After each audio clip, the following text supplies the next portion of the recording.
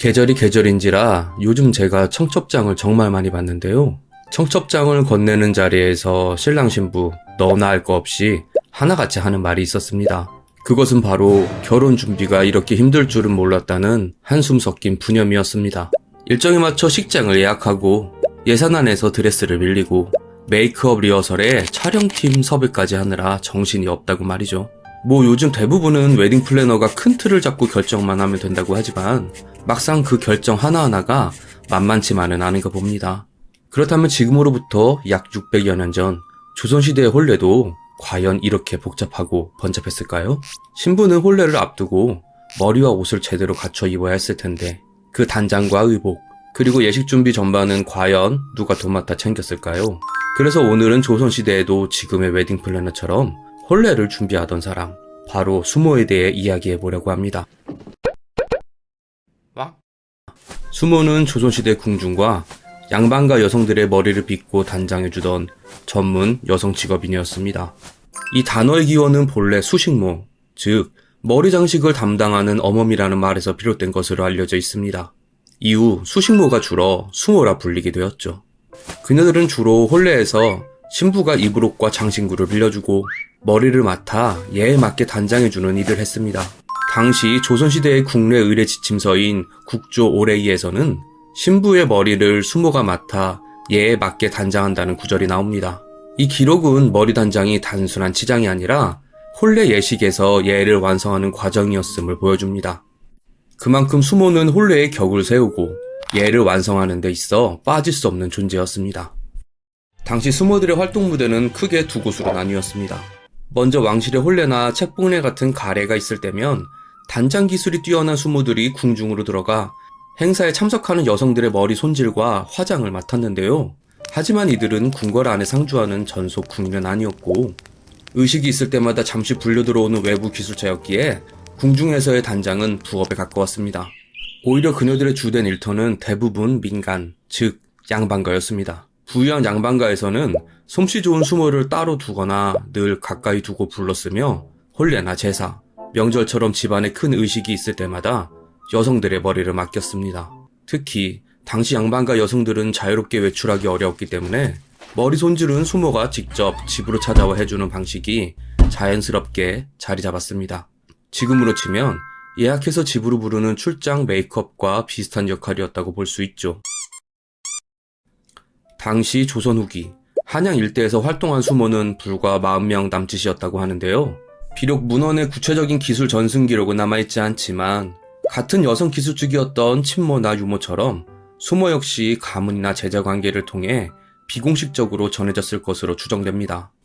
예 중에서 친모는 단순히 옷을 꿰매는 사람이 아니라 혼례복과 예복, 궁중 의복까지 만들던 전문 기술자들이었는데 이런 기술은 책 몇 권 본다고 익힐 수 있는 게 아니었습니다. 그래서 친모들은 어릴 때부터 장인의 집에 들어가 함께 생활하며 기술을 배웠죠. 그녀들은 처음에는 실을 정리하고 바늘을 준비하거나 다림질을 돕는 일처럼 아주 기본적인 보조 작업부터 맡았습니다. 그러다가 점차 작은 천을 꿰매는 연습을 시작하고 붉은 실과 비단 실을 다루는 법, 옷감을 재단하는 법, 그리고 나중에는 자수와 장식까지 단계적으로 배우는 구조였습니다. 어떤 경우에는 이 과정이 10년 가까이 이어지기도 했다고 합니다. 수모 역시 머리 장식, 가채, 비녀 고정처럼 매우 섬세한 기술이 필요했기 때문에 비슷한 방식으로 기술이 전해졌을 가능성이 크다고 여겨집니다. 물론 모든 내용이 문헌으로 남아있는 것은 아니지만 당시의 시대적 분위기와 유사 직업군의 전승 구조를 고려하면 수모 역시 오랜 시간 몸으로 익히는 방식으로 기술을 배웠을 가능성이 큽니다. 때문에 전국을 통틀어서 얼마 되지 않았기에 한양과는 먼 시골에서 혼례날에 수모를 구하는 것은 하늘의 별 따기만큼 어려웠다고 합니다. 실제로 조선 중기 16세기 초에 쓰인 묵제일기에는 경북 청주의 학자 이문건이 손녀의 혼례를 위해 청도에 사는 수모를 구하러 사람을 보내는 이야기가 기록되어 있습니다. 그는 사랑하는 손녀의 혼례를 치러주고자 하여 청도 군수에게 협조를 요청하는 한편 데리고 올 수모에게 따로 뇌물을 주어 간신히 허락을 맡았다고 합니다. 그리고 허락을 맡은 즉시 노비와 말을 보내 극진히 모셔왔다고 하죠.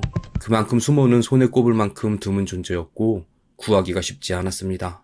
따라서 그들의 품값이 높았던 것도 당연한 일이었죠. 당시 혼례를 담당한 수모에게는 쌀 두어 가마 값에 해당하는 사례가 주어졌다고 전해지는데, 쌀 두어 가마는 조선 후기 시세로 약 10량가량, 오늘날 가치로 환산하면 약 50만원에서 70만원 정도에 해당합니다. 당시 서민 한 달 생계비가 10량 전후였다고 하니 한 번의 혼례 단장으로 한 달 생계비에 맞먹는 수입을 올렸던 셈이었습니다. 하지만 시간이 지나면서 가뜩이나 수가 적던 수모들은 점점 세상에서 사라지게 되었습니다. 언제, 어떻게 사라졌는지에 대한 정확한 기록은 남아있지 않습니다. 다만 시대의 변화 속에서 그 이유를 짐작해 볼 수 있습니다. 먼저 조선 후기로 접어들면서 국가 차원에서 검약이 강조되기 시작합니다.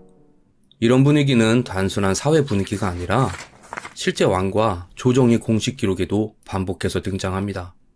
조선왕조실록에는 혼례와 장례를 지나치게 화려하게 치르는 풍속을 우려하며 이를 바로잡아야 한다는 왕의 발언과 대신들의 논의가 여러 차례 기록되어 있습니다. 특히 영조와 정조 시기에 들어서면서 백성들이 예식 때문에 가산을 탕진하는 일이 없어야 한다. 허례허식을 줄이고 검소한 예법을 따르게 하라는 식의 지시가 승정원 일기와 같은 기록에 반복적으로 나타나죠. 이러한 흐름 속에서 혼례와 장례처럼 큰 비용이 들어가는 의례를 줄이고 사치스러운 관행을 없애려는 움직임은 점점 강해졌습니다. 그리고 그 절정에 등장한 것이 1788년 정조가 내린 가채 금지령이었습니다. 정조는 궁중과 민간 여성들이 쓰는 가채, 즉 인모로 만든 머리 장식의 사용을 금지합니다. 실록에는 정조가 요즘 여인들이 가채를 지나치게 높이 쌓고 무겁게 올려 몸을 상하게 하니 이를 엄히 금하라 라고 말한 내용이 기록되어 있습니다. 당시 왕실 부녀자들 사이에서 유행했던 가채는 무게가 3-4kg에 달할 만큼 무거워 목과 허리에 부담을 줄 정도로 과한 장식이었습니다. 거기에 가채 하나 가격이 말 한 필값이나 작은 집 한 채 값에 이를 만큼 비쌌고 딸을 시집 보내기 위해 논밭을 팔거나 빚을 지는 집안도 적지 않았다고 합니다. 이러한 상황을 본 정조는 가채를 단순한 치장이 아닌 여성의 건강을 해치고 풍속을 흐리는 사치품으로 판단했고 결국 이를 금지하는 강력한 조치를 내리게 된 것이었죠. 안타깝게도 가채는 수모들의 핵심 기술 중 하나였기 때문에 왕실과 양반가 여성들의 머리를 다듬던 수모들은 정조의 금지령 이후로 일감이 크게 줄어들 수밖에 없었습니다. 그 결과 특정 집안에 상주하며 혼례와 큰 의식을 담당하던 수모라는 직업은 점점 설 자리를 잃어갔고 조선 말기와 근대로 접어들며 그 역할이 자연스럽게 사라졌습니다. 시대의 흐름 속에서 수모라는 이름은 점점 사라졌지만 그 역할과 마음까지 함께 사라진 것은 아니었습니다. 신부를 가장 아름다운 순간으로 이끌고 하나의 예식을 완성하기 위해 보이지 않는 곳에서 움직이던 사람들. 그 역할은 오늘날 웨딩 플래너라는 형태로 이어지고 있습니다. 물론 완전히 같은 직업이라고 보기는 어렵지만 결혼식이라는 특별한 날을 함께 만들어가는 존재라는 점에서는 서로 같다고도 생각할 수 있지 않을까 합니다. 이상 조선시대의 웨딩 플래너 수모에 대해 알아보았습니다. 그나저나 대본을 만드는 중 또 청첩장을 받았는데 마음이 참 심란하네요. 나 언제 결혼해서 주변에 청첩장... 이상 지식개봉실이었습니다. 항상 행복하세요. 감사합니다.